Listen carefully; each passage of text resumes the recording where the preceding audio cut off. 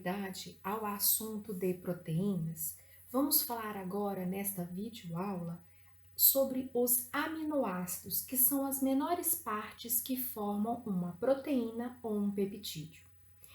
Lembrem que aminoácidos podem ser abreviados com AA minúsculo ou AA maiúsculo, né? Alguns professores usam essa forma de reduzir, né, o tamanho de aminoácido, essas abreviações. Então, nós vamos estudar de aminoácidos, propriedades gerais, ionização e função tamponante. E vamos ver também que os aminoácidos podem ser classificados de acordo com a cadeia lateral, a necessidade nutricional e o catabolismo, tá? Lembrando que essa parte de catabolismo nós vamos estudar num assunto específico de metabolismo. Já aqui no início da disciplina eu vou falar também sobre a classificação de acordo com as necessidades nutricionais. Você, aluno, tem que pensar em alguns questionamentos que devem ser respondidos após o término dessa aula. O que são aminoácidos? Quais tipos de aminoácidos existem? E como eles funcionam como tampão? Por que um aminoácido pode funcionar como um tampão? Aminoácido é a menor parte que forma os peptídeos e as proteínas, como visto anteriormente. Então, aqui eu tenho um polímero, tá? Que é a proteína, claro que aqui não tem 101 aminoácidos, tá? E a unidade que é repetida, né, para dar origem ao polímero, poli, vários, mero, parte, uma substância formada por várias partes. Essa unidade, esse monômero, é o nosso aminoácido, que tem um grupo carboxila, o grupo amino, o hidrogênio e o radical. Então, isso aqui nós conhecemos como estrutura geral dos aminoácidos. Existem 20 aminoácidos, tá?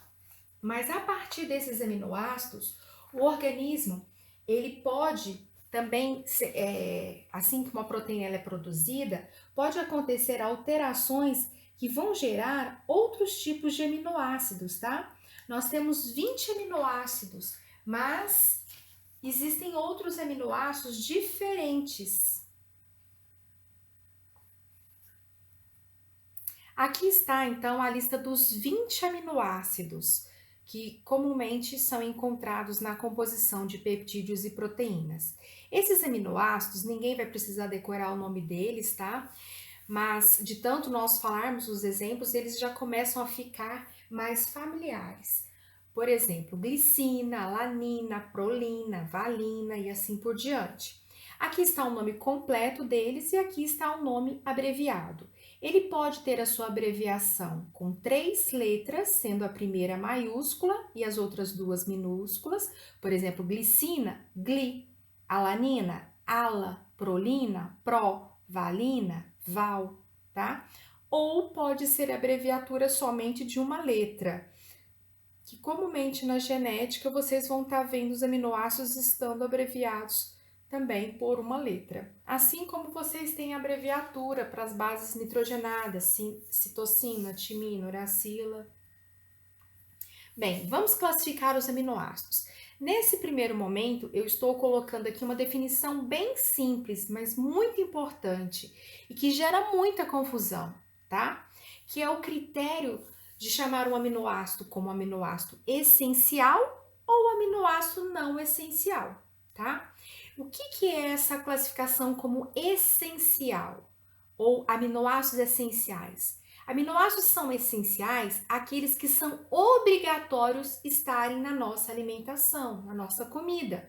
Então, aquele que o seu corpo não produz, a única maneira de você obtê-lo, já que suas células não produzem, porque não tem enzimas específicas que conseguiriam produzir, significa que você deve ingerir obrigatoriamente. É obrigatório você comer esses aminoácidos ou ingerir, né, por meio de bebidas, tal, os essenciais. Então, os essenciais também, sem decorar, né, arginina, histidina, isoleucina, leucina, lisina, metionina, fenilalanina, treonina, triptofano e valina. Esses são os aminoácidos obrigatórios, tá?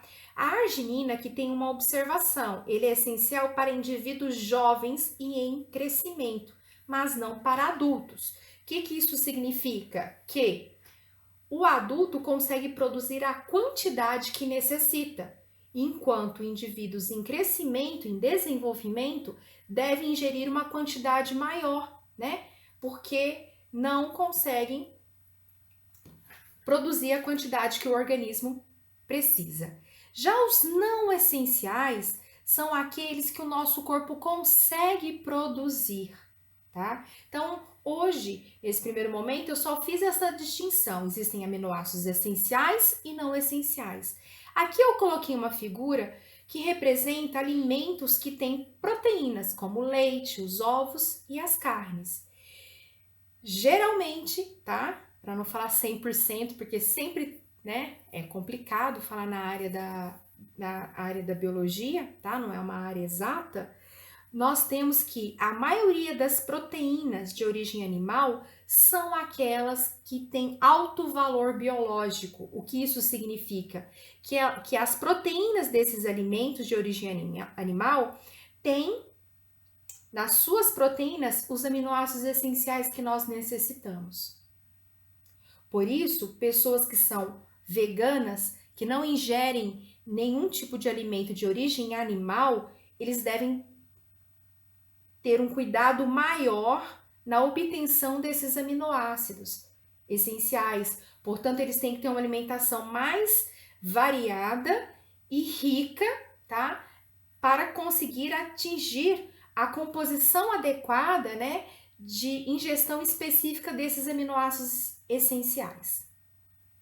Fugindo dessa classificação, tá? Vamos para uma outra classificação mais química, que é a classificação quanto à polaridade e o tipo da cadeia.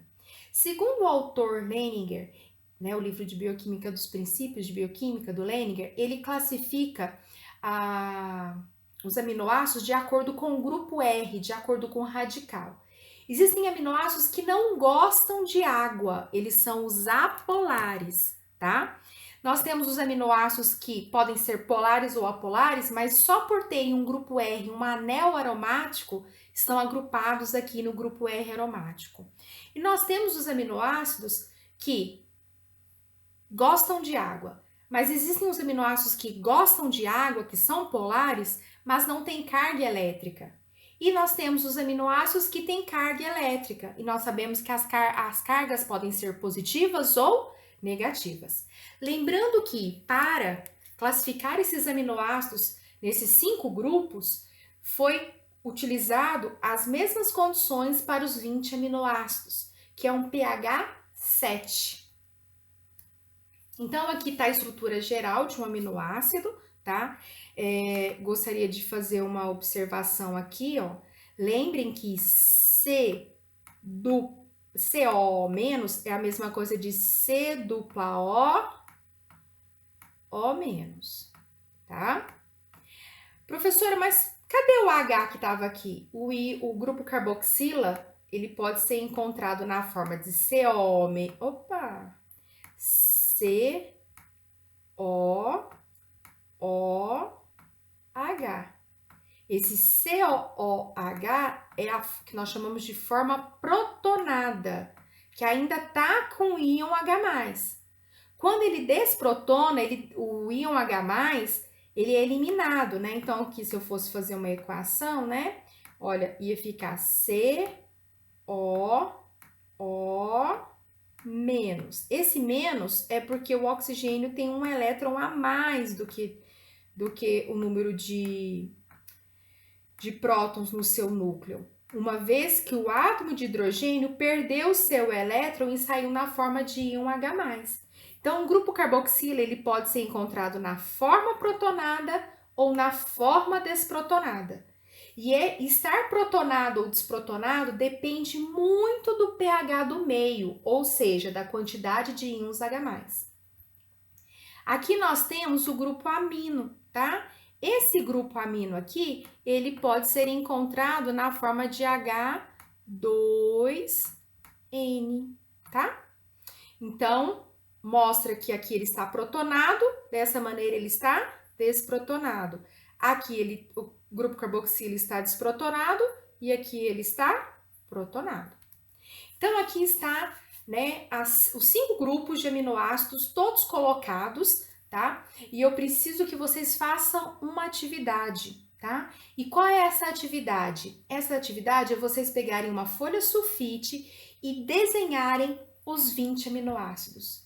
Este é o conselho, a dica que eu deixo para que vocês entendam mais os aminoácidos. Se vocês observarem aqui, o que vai diferenciar os aminoácidos é o que está aqui em cor de rosa. E o que está em cor de rosa é justamente o grupo R. Vamos lembrar da estrutura geral? Grupo amino, carboxila, hidrogênio. O que diferencia eles é o grupo R. Todos os aminoácidos, exceto um, eles têm esse carbono alfa aqui assimétrico. Então, esse grupo carboxila é diferente do grupo amino, que é diferente do radical, que é diferente do hidrogênio. O único aminoácido que não tem esse anel, que não é assimétrico, é que no lugar do R é um átomo de hidrogênio. Então, esse ligante aqui, ó, o H, e esse outro H são ligantes iguais. Então, não posso falar que no caso desse aminoácido, ele tem esse carbono aqui assimétrico, tá? Esse aminoácido, que o radical é um H, ele tem um nome de batismo, ele chama glicina, tá? Então, aqui é onde está a glicina. Aqui é a glicina, ó, grupo amino, grupo carboxila, hidrogênio e o radical é um H, tá? Então, a glicina, ela é um aminoácido hidrofóbico, então ela tá aqui, ó, no mesmo grupo dos aminoácidos hidrofóbicos. Tirando a glicina, que tem um H, e a metionina, que tem um enxofre, todos os outros deste grupo têm carbono e hidrogênio, tá? CH3, tá? Alanina, esse é a valina, ó, todos têm carbono e hidrogênio. Aqui também tem carbono e hidrogênio, mas tem um enxofre a mais, que é a metionina. Aqui não tem carbono e aqui tem carbono e hidrogênio. Professora, mas aqui formou um anel. Só que esse anel aqui, essa cadeia cíclica aqui, não é característica do anel aromático, tá? E nós temos aqui a cadeia lateral reagindo com o grupo amino, tá? Formando esse anel, essa cadeia cíclica. Falando em cadeia cíclica, quando a cadeia cíclica são 6 átomos de carbono com ligações duplas intercaladas, nós chamamos essas substâncias que possuem esse anel aromático de substância aromática, tá? Então, aqui é a fenilalanina. Professora, mas aqui tem CH2CH. Ele também tem carbono e hidrogênio. Então, esse aminoácido, se eu fosse acabar com esse grupo aqui, a fenilalanina era um aminoácido que teria que vir para o grupo dos apolares, tá? Agora, a tirosina e o triptofano estariam aqui no aminoácidos polares neutros, tá? Então, eles estariam aqui neste grupo, que são polares, mas não tem carga elétrica no pH 7, olha. Professor, mas eu tô vendo um negativo e um positivo aqui. Negativo e positivo. Todos têm negativo e positivo aqui nessa parte que está colorida em preto, tá? Os aminoácidos foram colocados nesse grupo de acordo com as características do grupo R. E o que é o grupo R? É isso aqui, ó, que tá aqui embaixo, tá bom? Então, aqui, ó, se você vê esse grupo R aqui, ó, tem uma carga positiva, carga positiva, carga positiva. E eles têm átomos eletronegativos, portanto, eles são aminoácidos polares e em pH 7 tem carga positiva. Já os polares carregados negativamente são só 2 e tem um grupo carboxila, tá? No final da cadeia do grupo R aqui, ó, tá? Com carga negativa em pH 7. Então, aqui os próximos slides, tá? É para falar um pouquinho mais desses aminoácidos. Essa tabela retirada do livro do Leninger, além de mostrar o nome dos aminoácidos e as abreviaturas que nós já falamos, ele mostra aqui a massa, tá? Molecular. Olha a glicina, que é o aminoácido que tem um grupo RH. É o menor aminoácido, é o mais levinho deles, tá? Essa coluna que fala sobre o índice hidropático, aqueles que gostam menos de água. Se vocês observarem aqui, ó, os apolares, tá? O índice hidropático é positivo, tá? E aqui nós temos os outros, né? Olha aqui, ó.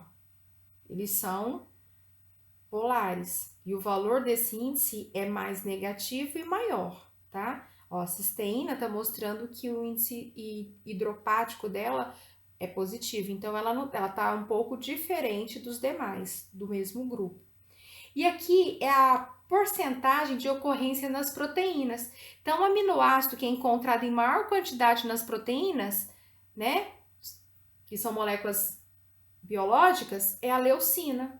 E aquele encontrado em menor quantidade na composição das proteínas é o triptofano. E assim sucessivamente, mas nada de decorar esses valores aqui.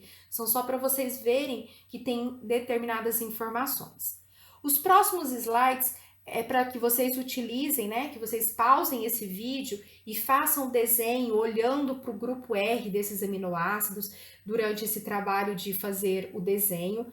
Lembrem, a anatomia vocês faziam esquemas, vocês viam atlas, vocês utilizavam as peças anatômicas, né? Colocavam a luva, calçavam a luva, pegavam essa peça anatômica, tá? Para estudar. E mesmo assim havia necessidade de fazer um esquema e registrar as partes que compunham aquele órgão. Então, pessoal, bioquímica são moléculas que nós não vemos né? Não é possível visualizar, né? É algo que a gente tem que imaginar. Então, a necessidade de esquematizar, de desenhar, se torna muito maior, tá? Então, desenhe esses 20 aminoácidos para utilizar na continuação do vídeo. Então, aqui, ó, então, estão em tamanhos maiores, vocês vão pausar o vídeo e vão fazer essa estrutura. Aqui tem um aminoácido interessante, porque ele ajuda na formação de uma ligação que mantém uma proteína enovelada, tá? Que é a ponte de sulfeto. Esse aminoácido, além da metionina, ele é o segundo que tem um enxofre na sua cadeia lateral, tá? Então, esse SH aqui, ó, da cisteína é importante porque vai ter uma ligação com outra cisteína. Então, um SH vai reagir com outro SH de outra cisteína e vai formar uma ligação covalente forte, chamada ponte de sulfeto. Esses aqui são os apolares, tá? E lembrem que quanto maior a cadeia, né, de hidrocarbonetos, mais apolar é. O que eu quero dizer? Por exemplo, a alanina, que é só CH3, que é um grupo metil no grupo R, ela é mais polar do que a isoleucina, do que a leucina, tá? Então, vamos falar agora que vocês já fizeram esses desenhos, vamos falar sobre os aminoácidos e sobre essa potencialidade que ele tem de se ionizar, ou seja, de liberar íons H+, de acordo com o pH do meio. Isso vai mostrar para nós que os aminoácidos possuem a capacidade de doar íons H+ quando for necessário ou de receber íons H+ quando for necessário. Que nós chamamos isso de capacidade tamponante, tá? Então, tanto os aminoácidos quanto os peptídeos e as proteínas conseguem funcionar, a mesma molécula funciona como ácido fraco e como base conjugada, justamente devido à presença do grupo carboxila e do grupo amina. O grupo carboxila aqui está protonado e aqui desprotonado. Quando ele está protonado, a carga elétrica desse grupo é neutra.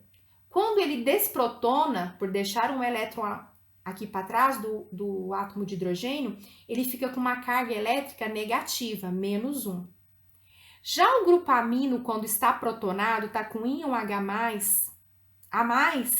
ele tem carga +1. E quando ele libera o íon H+, ele fica neutro, sem carga elétrica, tá? Então, a entrada ou saída dos íons H+, vai mudar o estado de ionização do aminoácido. E esse estado de ionização depende da concentração de íons H+ presentes no meio, ou seja, do pH. Aqui existe, né, naquela mesma tabela anterior, né, onde estavam listados o nome dos aminoácidos, nós temos aqui os pKs. O que são os pKs? Os pKs são o menos log da constante de equilíbrio, tá? Para esses aminoácidos e seus grupos. Por exemplo, a glicina. A glicina tem um grupo carboxilo e um grupo amino, que pode doar íons H+, ou receber. A glicina funciona como um ácido fraco. Então, ela tem um pK para o grupo carboxila, que a gente vai chamar de pK1. Tem um valor de pK chamado de pK2 para o grupo amino.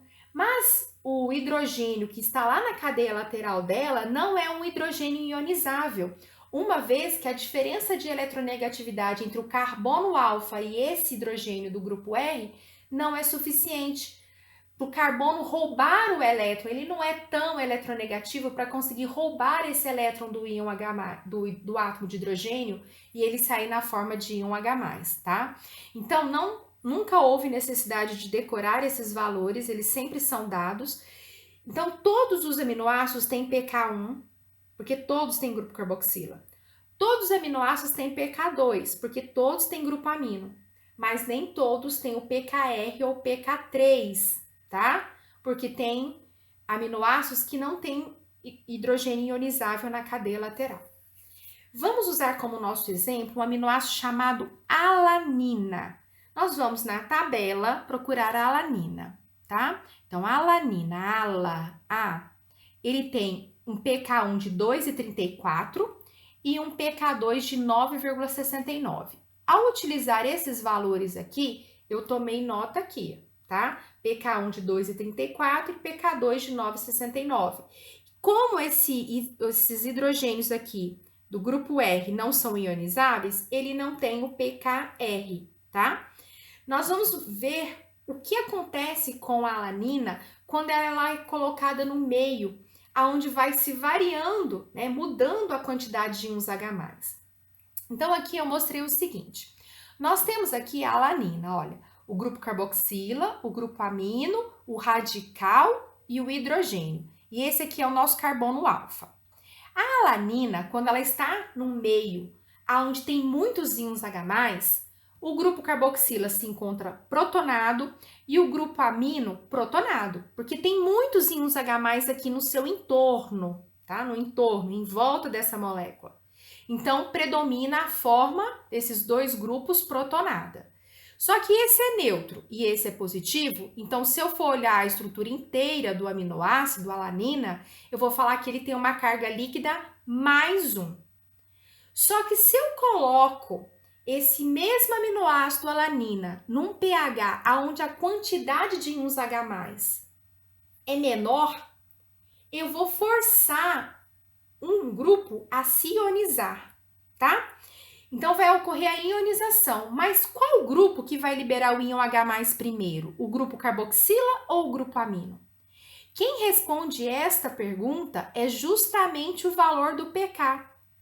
Aquele grupo que vai doar mais facilmente o seu íon H+, é o grupo carboxila, porque o valor do pK dele é menor. Lembrando, quanto menor o pK, maior a constante de equilíbrio, portanto, libera mais produtos, mais íons H+, tá?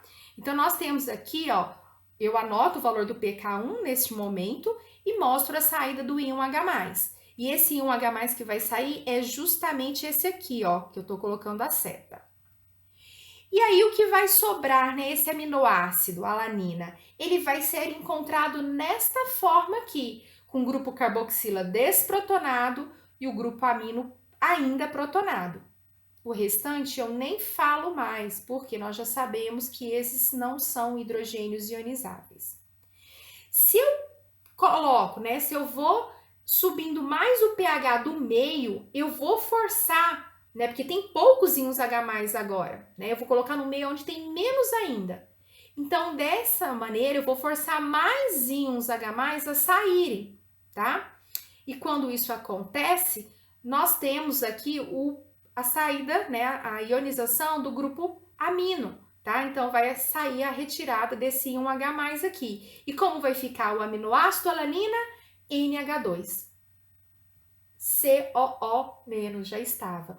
Eu esqueci de mencionar para vocês o seguinte, quando nós estamos aqui, ó, voltando, quando nós estamos na versão da alanina deste modo, nós temos uma carga negativa aqui e uma positiva. Tô devendo R$1, paguei R$1, não tô devendo mais nada. Então, a carga líquida da alanina neste meio aqui é nula, que nós conhecemos essa forma aqui como forma de Zitterium, onde a somatória das cargas negativas e positivas dá zero. E aí, como eu falei para vocês, no meio onde tem menos íons H+, eu forço o grupo amino a desprotonar. Então, nós vamos ter aqui a saída de um íon H+, deixando o grupo amino neutro, sem carga, e o grupo carboxila com aquela carga negativa de antes. Então, negativo com neutro vai dar -1. Então, a alanina, nesse estado aqui, tem uma carga líquida positiva, nesse outro neutra e nesse outro negativa. Professora, esta forma pode dar origem a essa? Pode. Então, nós estamos falando do processo inverso. Se eu pego essa alanina, coloco no meio agora com mais íons H+, eu vou forçar o grupo amino a receber o íon H+, tá? Então, ele vai receber o íon H+, e vai se tornar protonado. Professora, tem como a alanina desta forma voltar a ser toda protonada? Tem, é só eu colocar ela num pH, num meio onde tem muitos íons H+. E aí, desculpa pessoal, aí ela vai se protonar, tá? Esse grupo carboxila vai se protonar e nós temos aqui a alanina na forma toda protonada. Então, nós saímos de uma forma toda protonada para uma forma toda desprotonada. E agora eu quero falar para vocês de uma variável que todo aminoácido possui, que nós chamamos de P minúsculo, PI. O que é PI? PI é o valor do pH em que o aminoácido tem carga líquida zero, nula. Então, como que eu encontro esse PI? Como que eu consigo descobrir qual é o valor do pH em que eu coloco o aminoácido e ele vai ter carga líquida nula, tá? Nós podemos fazer quando sempre existe só pK1, pK2, é sempre a média dos dois valores, tá? Mas se quando o aminoácido tiver 3 pKs, é importante, né, para quem ainda não tem essa habilidade, que faça gradativamente, igual foi feito aqui, tá? E aí você vai descobrir a carga elétrica do aminoácido nula e vai observar quais são os pKs intermediários à carga líquida nula. E aí você vai fazer pK1, tá? Aí você vai somar o valor do pK1 mais o valor do pK2, que nesse caso é pK2, tá? Mas poderia ser pK1 com pK3, pK2 com pK3, vai depender do aminoácido. Todos os aminoácidos que tiverem só dois valores de pK, vai ser sempre pK1 mais pK2. Então, nós temos aqui, ó, que o pK1 é 2,34, o o pK1 2,34, o pK2 9,69. Então, 2,34 mais 9,69 dividido por 2 vai dar 7, vou anotar aqui, né? Já havia usado a calculadora. Na sala de aula, os meus alunos fazem isso para mim, tá? Eles fazem a conta, né? 2,34 mais 9,69 dividido por 2. O valor disso aqui é 7,185, que eu posso arredondar para 7,2. Vamos ver se a gente fez certo? Tá? Aqui tem uma tabela, não tem? Então, vamos lá. Olha aqui, a alanina. Deixa eu usar a minha caneta, tá? Então, a alanina tá aqui. Olha que linha horrível, tá? Olhem aqui, ó. Os pK1, o pK2 e aqui, ó, o valor do PI, 6,01, tá? Então, 2,34 mais 9,69 dá 12. 12,03 dividido por 2 deu 7,1, tá? Então, aqui, ó, eu tenho um valor aproximado, tá? Desse valor de PI da alanina.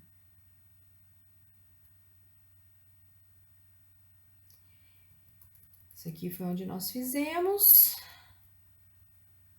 E aqui é uma figura que vai mostrar, né, retirada do livro do Strayer, que mostra que esse processo, não existe uma situação onde você tem só 100% da primeira forma, 100% da outra e 100% da outra. Nós temos momentos que uma diminui para dar origem à outra, tá? Então, vamos lá, ó. Aqui em rosa é a forma toda protonada. Deixa eu usar a caneta. Aqui, ó. O grupo amino protonado e o grupo carboxila protonado. Esse radical não importa, que o hidrogênio. E o carbono tá bem aqui, ó, no meio, tá? Aqui o carbono no meio, ó, grupo amino. Por isso que é importante conhecer a estrutura, que você tem que passar a olhar e enxergar essa molécula que eu estou vendo, pessoal. Tá? Aqui tá o radical, ó, os 4 ligantes. E o carbono tá aqui no meio, ó. Carbono, grupo amino, grupo carboxila, radical e hidrogênio. Agora aqui, ó, o grupo amino aqui tá desprotonado e o grupo carboxila aqui tá desprotonado. Tá pintado em verde. Então, vamos lá. Em rosa é o aminoácido todo protonado. No início do processo, quando o pH é 0, ou seja, a quantidade de íons H+ está alta, eu tenho tudo protonado. Só que depois o pH vai aumentando, ou seja, a concentração de íons H+ vai diminuindo, e quando eu vou diminuindo a concentração de íons H+, lembra que eu vou forçar o grupo carboxila a liberar o íon H+?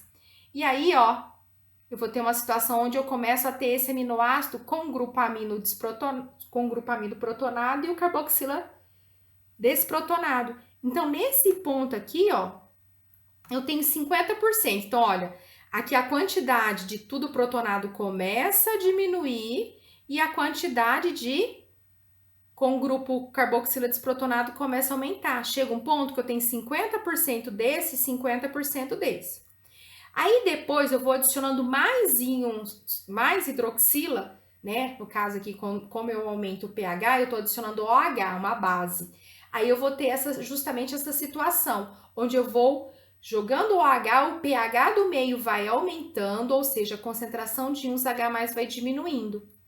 Aonde eu chego, né, num ponto aonde eu tenho 100% dos meus aminoácidos assim, ou seja, positivo com negativo, neutro, que é essa forma aqui, ó, 100%. Quando eu tenho 100% dos aminoácidos todos com carga elétrica nula, tá? E tendo carga elétrica nula, é exatamente o pH, é exatamente o PI. Então, o PI é o valor do pH em que os aminoácidos têm carga líquida nula. A somatória de positivo e negativo é nula.